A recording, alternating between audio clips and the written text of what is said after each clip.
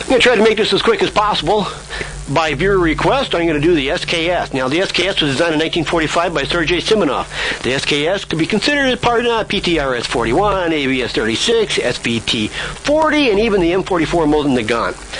Now, the SKS was quickly replaced by the AK-47, our little friend, for frontline units and troops. Now, secondary units and reserve troops still, at the time, were still using the SKS. Currently, SKS is only really used for the honor guard and certain ceremonial purposes. For the most part, it's been pretty much replaced in Russia. Now, there might be some other countries that are using it in conflicts and so on, such and such, but we're not going to get into that. There's a lot of different versions of the SKS. I'm not going to get into every version either, but let's just start out with the Chinese version. Now, the Chinese version, this right here is the Type 56, and like I said, basically a Type 56 is basically a Russian SKS. They did do some modifications to it, but for the most part, it's basically just a Russian SKS. Now, as you notice, this has a spike bayonet. Now, the spike bayonet, if I can get it to lock in here, there we go. The spike bayonet was produced after 1965. So anything prior to 1965 should have a blade bayonet. Spike bayonets were later models. 10 round magazine, 7.62 by 39, as I've already stated. About 433 yard effective range. Good hunting rifle. But let's see here. SKS, as far as Chinese go, not a bad weapon.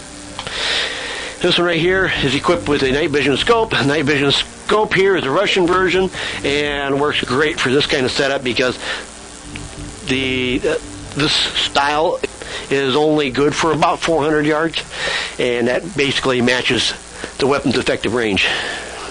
Now,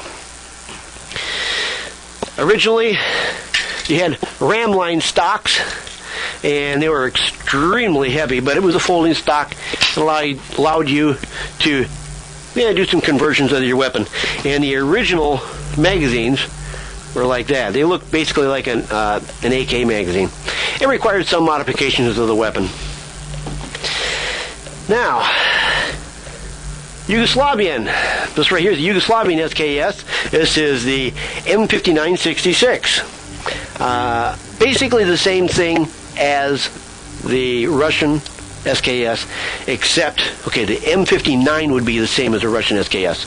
The M5966, well, that right there had their grenade launcher on it. This is a standard 22 millimeter NATO grenade launcher. Worked with U.S. And any other NATO rifle grenades and such. The U.S. doesn't use too many rifle grenades itself, but we still have some in stock. New old stock, you know the routine. But this right here is an example. This is a dummy, obviously, but this is an example of rifle grenade, and that would just slip right on there. You would flip your lever up. Your ladder sight is now exposed, and that allows you to do a quick sight. And depending on the type of rifle grenade you're using, you'd either have to use a grenade launching blank or a shoot-through style rifle grenade. Some of the rifle grenades allow you to use live ammunition. You don't want to make the mistake of using the wrong one. Now, it's a semi-automatic. Never really had any problems with them. 10-round magazine. You can buy all kinds of stuff for these. It's got a fairly short sight radius, but not too bad. It's about the same as most AKs. But you can buy a replacement one. And the replacement rear sight mounts right here. So that gives you a really nice, long, extended eye relief. And it would work beautifully on this to really make it a lot more accurate for most shooters. This is a fairly long weapon. I think its overall length is like 40 inches. So it's while it's called a carbine, it's not too short. It's not like the M1 carbine. If you wanted to take it to a different level here, you can use the modern stock. This right here is a TAPCO unit, uses the the AR style collapsible stock. You've got your pistol grip here, so it's a lot more ergonomically designed. You can go ahead and place any type of optics you want on there. On this one right here, I removed the blade bayonet because it's really not needed. There's not too many issues with drive-by bayoneting these days anyway. And then one last version. This is the M5966 Sniper. Now, since this right here will take any type of AK scope, this right here is using the Dragunov scope.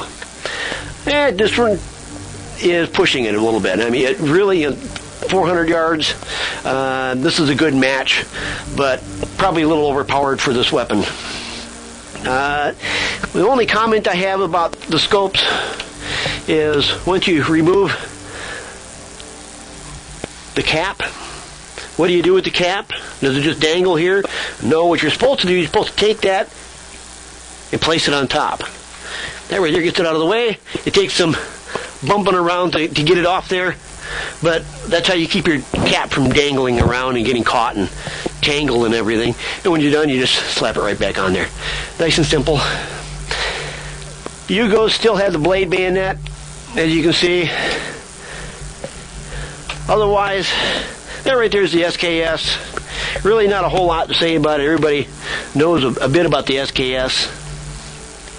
If you're looking for a nice beginner's rifle, SKS make a good weapon. If you're looking for a hunting rifle, SKS still makes a good weapon, since it's basically the same thing as the 30-30 as far as power-wise. And 30-30 is still your most popular hunting round. That pretty much takes care of it. If you have any questions, let me know. Don't forget to rate the video. Thank you very much.